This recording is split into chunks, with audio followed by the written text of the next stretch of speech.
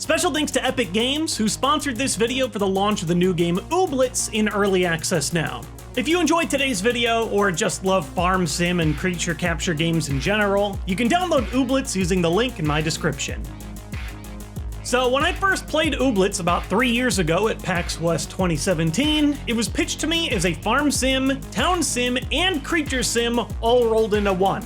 Like the holy triforce of Animal Crossing, Harvest Moon, and Pokémon. The demo was short, but I loved the art style and immediately kept the game on a wish list. Now that the game is finally released in early access in 2020, I see a lot has changed. It isn't just those three things, now it's also a card game. And it has shiny hunting? Forget just playing Ooblets, how can I inject this directly into my...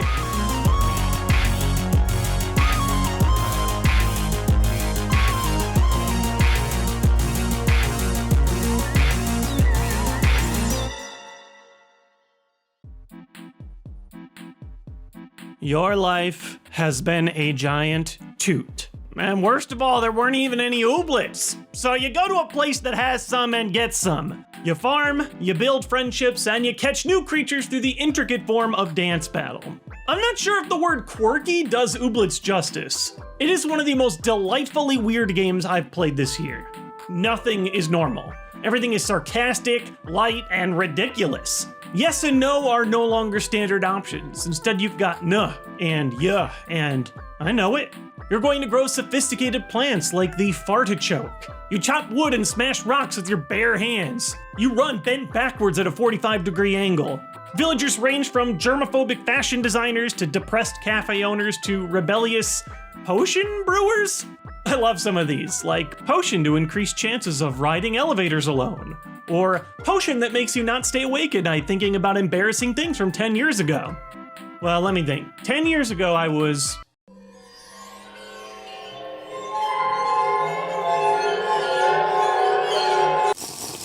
They drop you off with all those classic life sim tropes. Here's your free crappy farm, and here's your free crappy house, and here's your free, oh boy, a crappy starter creature. They are adorable.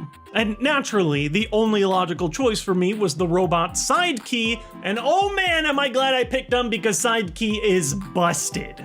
Now, some of you guys have seen this on my streams, but I have a serious problem when it comes to sim games.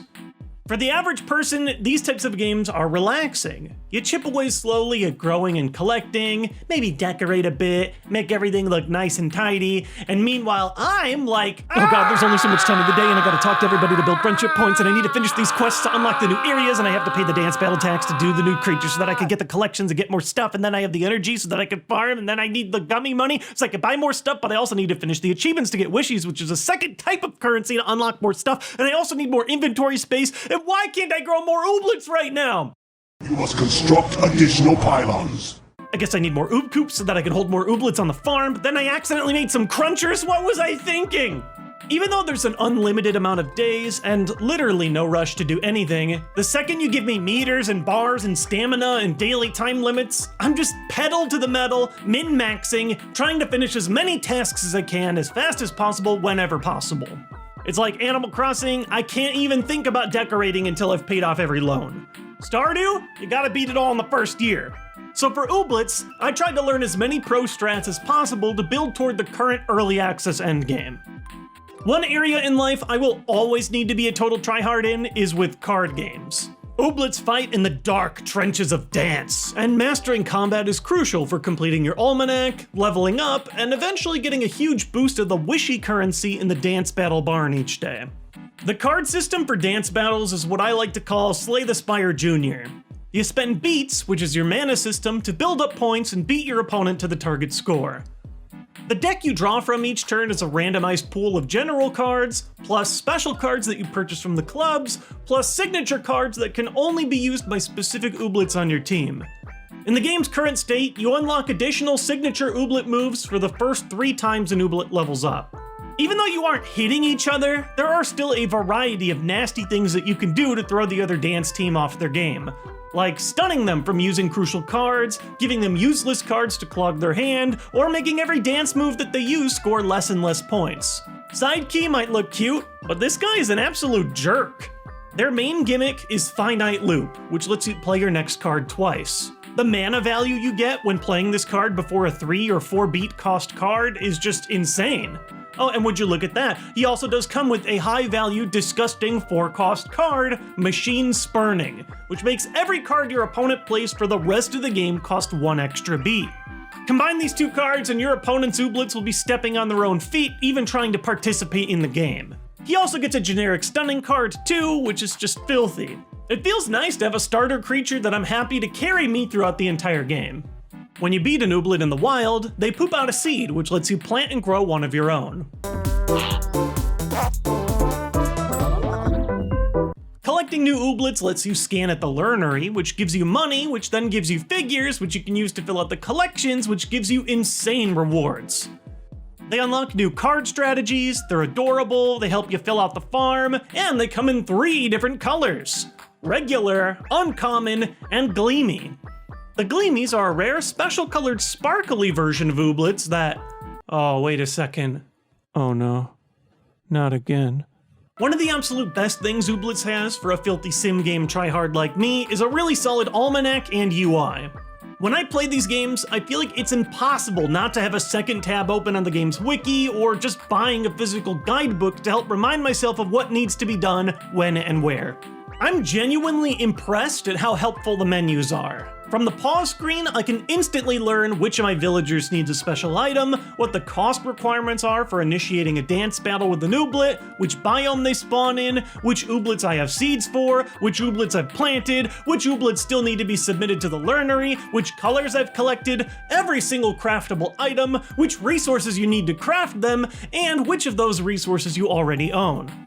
The game also logs every active quest that you're working on, which you can then keep hidden, or show in the corner of the screen at all times, or pull up in a separate quest menu for more details. I spend a lot of time panicking about how to best use my in-game time, so it's nice to have something right in the game to constantly guide you in the right direction. Here's an example of how a day might go for me. I want to finish this display case so that I can get free stuff from the mayor. Who am I missing? Moogie. Have I seen a Moogie before? Yes, and they appear in Badgetown. What does Moogie need for a dance? 2 Pompadoot juice. I have the Pompadoot, but not the juice, so what do I need? It says it requires the Swooshler. And what does that need? Well, I've got everything except Nurnies. You usually get these from breaking rocks, but I'm out of rocks, so I go fishing. Fishing sometimes gets you Nurnies, but also speed grows, which we're gonna use later. So I make the Swooshler, which makes the juice, which I use to dance battle Moogie. I destroy Moogie, get its poop seed, plant the poop seed, use the speed grow to add it to my team instantly, go to the Learnery, scan it, I get money, I get the figure, I finish the collection, and I reap my sick rewards. But to be honest, despite my hard efforts to completely and utterly dominate a game like Ooblets, I learned that this might be the game to finally convince me to play suboptimally, and maybe actually relax? One day, Ara told me, don't go nuts stressing about building up your farm in Ooblet Empire. Just have fun with it and take your time. Have fun with it. Now, what is this fun of which you speak?